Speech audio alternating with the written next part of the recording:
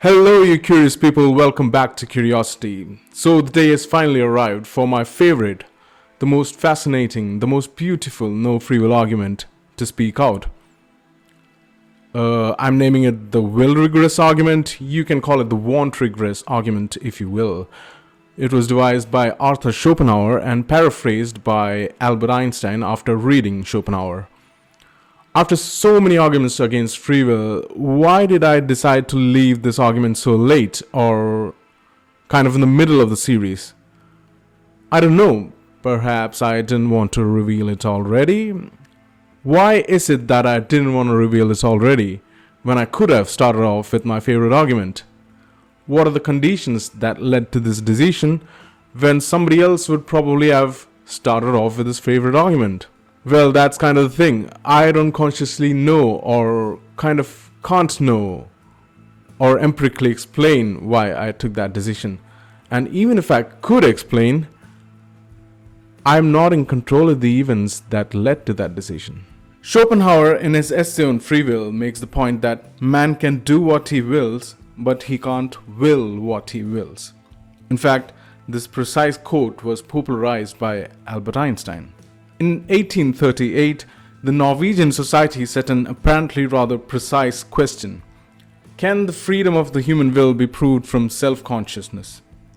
Schopenhauer's basic answer to that question is no, at least in the following sense. If we construe freedom as absence of necessity or liberty of indifference, liberum arbitrium indifferentiae, sorry for butchering that, the only genuinely contentful sense of the term for Schopenhauer, take freedom of the will to require that some episodes of human willing do not happen of necessity, then self-consciousness cannot prove freedom of the will, because self-consciousness is powerless to grasp whether the willing that it apprehends is necessitated or not. In phenomenological terms, I do not regard my willing as necessitated, but self-consciousness alone is unable to find in a straightforwardly Kantian way that everything that can possibly occur as an experienceable event in space and time is governed by the law of causality. Those events that are my acts of will are part of the experienceable world in space and time, so they too must follow of necessity from causes. The fact that the causal history of my acts of will is not transparent to self-consciousness may partially explain why we are tempted to regard ourselves as subject to no necessity. But more importantly, it explains why self-consciousness cannot prove the freedom of the human will. Schopenhauer digs deeper. As a result of the empirical concept of freedom, we have, I am free if I can do what I will. And the freedom is already decided by this, what I will. But now, since we are asking about the freedom of willing itself, this question should accordingly be expressed as follows. Can you also will what you will? And supposing that this question were answered in the affirmative, there would soon arise the second question. Can you also will what you will to will? Necessary is that which follows from a given sufficient ground. In any case, the free remains that which is in no relation necessary, and this means that which is dependent on no ground. Now, this concept applied to the will of a human being would state that in its manifestations, acts of will, an individual will would not be determined by causes or sufficient reasons in general. For otherwise, its acts would not be free but necessary, since the consequent of a given ground, whatever the nature of that ground is, always necessary. A free will would therefore be one that was not determined by grounds, and since everything determining something else must be a ground, a real ground, that is a cause in the case of real things, a free will would be one that was determined by nothing at all. Okay, so let's discuss the argument further. It seems like it would have been completely possible for me to have said, hello everybody, rather than hello you curious people to start off this video. That decision was completely under my control. Let's begin by considering what would have to be true in order for us to have total free will, to be able to have acted differently. Well, firstly, we would need to be aware of everything that is influencing our actions, including environmental factors, our genes, upbringing, culture and conditioning, our precise mood, the influence of other people, the influence of past experiences, and more. Secondly, we would need to be in complete control of every one of them. Neither of these are true or even possible. Now, you might concede this but not think it a problem. So you say, well, I can't control all of the factors that led me to take my decision, or I can't control all of the factors that led me to like my favorite beverage, but I can still control whether I choose tea or coffee. Not so fast. Again, take the most simple of choices, tea or coffee, or perhaps the last banal choice that you had to make, take the bus or take the cab, eat burger or pizza. Why would you choose one or the other? Well, there could only be one possible answer, that you want one or the other. In order to choose tea, you would need to want tea. But is this something that you can control? Can you control what it is that you want? No. Consider the fact that you presumably don't want to roam around naked in the streets. Now, could you choose to want to do that? This isn't the same as choosing to do it. Could you choose to want to roam around naked in the streets? No, not more than I could choose to want tea or coffee or to punch a baby in the face. I just want coffee or tea. That's just a fact about myself that I can't change at the moment. Well, you say, okay, of course I can't choose tea over coffee when I really want coffee. But what if I still decided, in the full knowledge that I prefer coffee, to go for tea instead, just to prove that I have free will? Well, I'm afraid you'd still face the same problem. In order to do that, you'd need to want to regain your free will more than you want coffee. But why is your want to regain your free will stronger than your desire for coffee? It just is. And if it weren't, you would have chosen coffee instead. Here's the key takeaway. The bottom line is this. You don't determine your wants, but your wants determine what you do. Do you choose what it is that you want? Not a chance. You don't choose your wants. Think of something you want. Try to not want it. Think of something you don't want and try to want it. It's simply not possible. And even if it were, in order to have free will, to convert a don't want into a want, you need to want it. And vice versa, in order to convert a want into a don't want, you would need to want to not want it. You simply can't control your wants. A second order want, if you will, a want to have another want. For example, a want that you should want broccoli instead of French fries. And a will is a first order want which is effective, that is, that causes one to do what one wants to do. Immanuel Kant had his definition of freedom as the power to initiate of itself a series of changes. For this of itself, when reduced to its true meaning, signifies without antecedent cause, which is identical with without necessity. Freedom of doing or freedom of acting is different from freedom of willing. If you had willed to turn to the right, you would have. If you have willed to turn to the left, you would have. But this tells us nothing about whether we could equally have turned to the left or to the right, respectively. The compatibilist freedom, which is the freedom to do what one wants to do, or the freedom to act according to one's wants, is just freedom of action. When we are talking about free will, we are asking whether the will itself is free. We believe we are masters of our own destiny because we can choose to conform our actions to our desires. We can do what we want. However, if our choices are determined by our desires, then the freedom of our choices really depends on whether our desires are free in the first place. The statement that a person enjoys freedom of the will means that he is free to want what he wants to want, or that he is free to will what he wants to will. The question is, where did that want come from? Why do you want what you want? If we follow the origin of our desires to the base level, we inevitably end up at a source of action that is external to our conscious self, that is something we do not choose. It can only come from nature and nurture, genetics and past experiences, none of which you control. Schopenhauer also argued that everything that happens necessarily. By necessary, Schopenhauer understood whatever is the consequence of some sufficient reason. It is impossible, argued Schopenhauer, that there exists some sufficient reasons for A and A doesn't happen. Likewise, it is impossible for A to occur without some sufficient cause for A's occurrence. It is the principle of sufficient reason, as the general category of thought that makes necessity absolutely inescapable for our understanding and experience. Leibniz was the one who articulated, and Schopenhauer was the one who popularized the idea of principle sufficient reason, also called PSR, which states that everything that happens must have a reason or a cause, which was considered one of the 4 laws of thought. Wants have reasons, reasons have causes, causes have previous causes, causal regression. Consider this, all things being equal, right at this very moment, can you want to not want chocolate if you really want chocolate? Can you want to not want chocolate if you really want chocolate? No.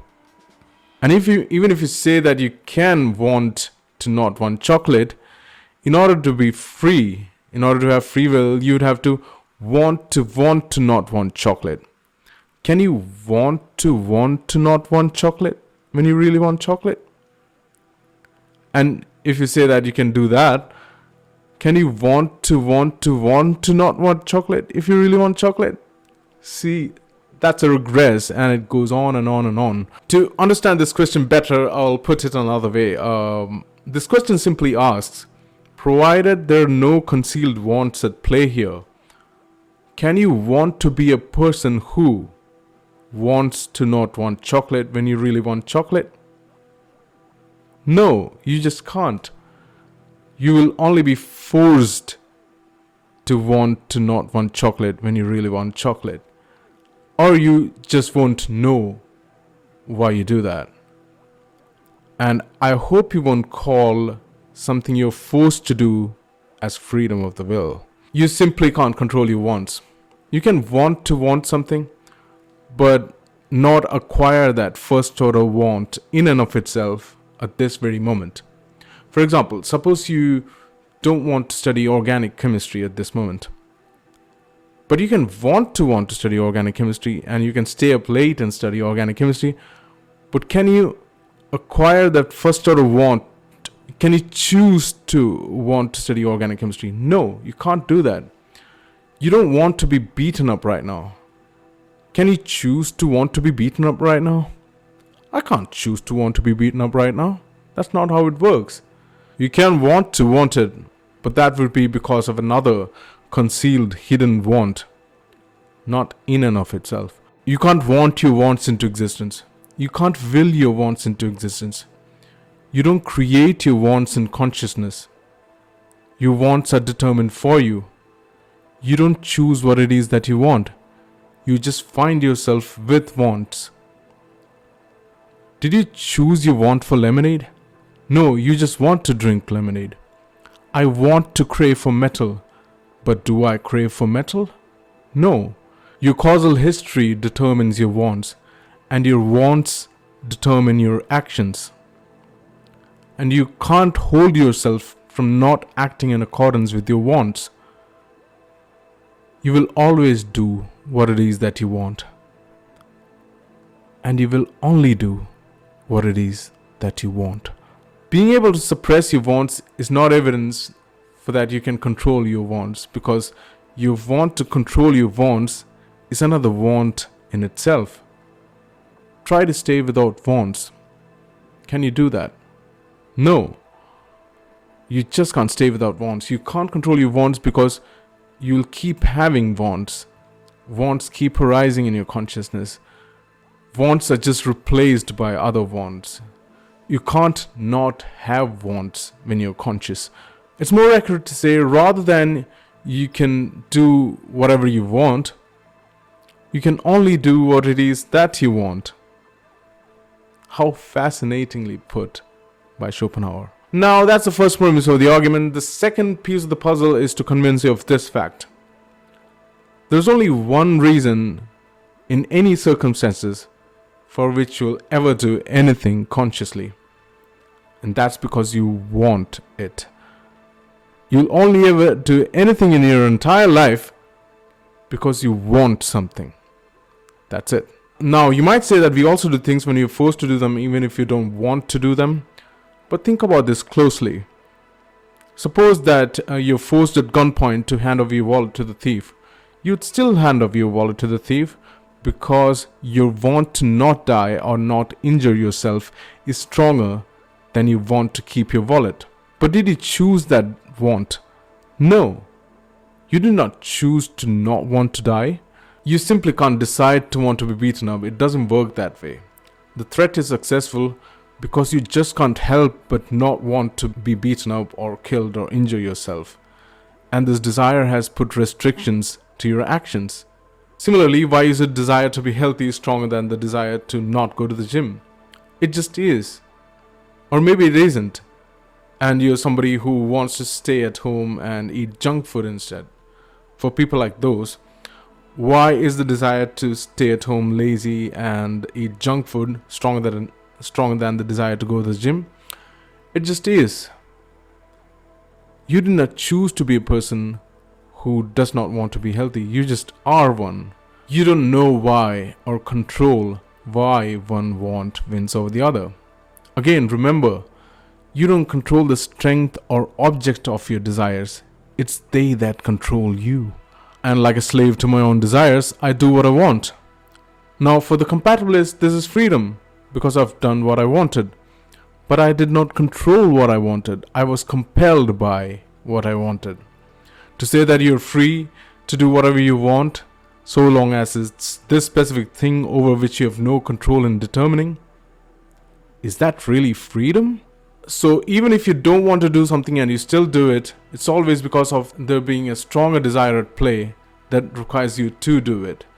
In other words, your actions are always controlled by your desires. Now, if you can find subconscious voluntary actions that you perform that doesn't require or involve any wants at all, do let me know in the comments below. Schopenhauer in his essay says, in a word, man does at all times only what he wills, and yet he does this necessarily. But this is due to the fact that he already is what he wills. For from that which he is, there follows of necessity everything that he at any time does. If we consider his behavior objectively, that is from the outside, we shall be bound to recognize that, like the behavior of every natural being, it must be subject to the law of causality in all its severity. Subjectively, however, everyone feels that he always does only what he wills, but this merely means that his activity is a pure expression of his very own being. Every natural being, even the lowest, would feel the same if it could. Here's another famous passage from Schopenhauer's essay. Let us think of a human being who, while standing in the street, might say to himself, "It is 6 o'clock in the evening. The day's work is ended. I can now go for a walk, or I can go to the club. I can also climb the tower to see the sun going down. I can also go to the theater. I can also visit this friend, or again, that one.